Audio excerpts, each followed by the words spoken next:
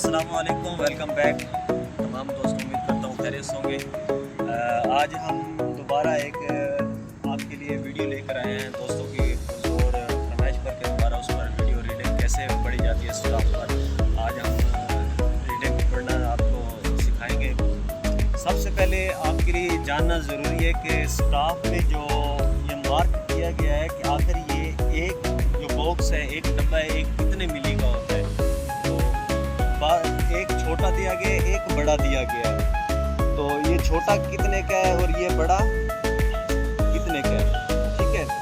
आप ये देखें कि आपको पहले भी बताया था, शायद समझ नहीं आई, दोबारा समझ लें कि ये जो यहाँ ब्लैक से लेकर ये छोटे ब्लैक तक जो येलो नज़र आ रहा है ये 5 मिली का है, और ये ब्लैक जो छोटा सा है ये भी 5 मिली का है, ठीक है। ये 5 मिली और ये 5 मिली मिलकर 10 मिली बनते हैं, और 10 मिली 1 सेंटी के बराबर होता है।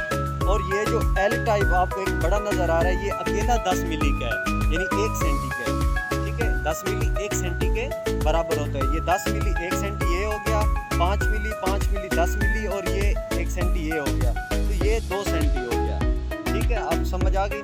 उसके बाद अगर हम अब रीडिंग पढ़ना आपको बताते हैं। सबसे पहले स्टाफ को ओपन कैसे करें, ठीक है। ये देखें, यहाँ से ये देखें कब तक खोलना है, जब तक पिन इसकी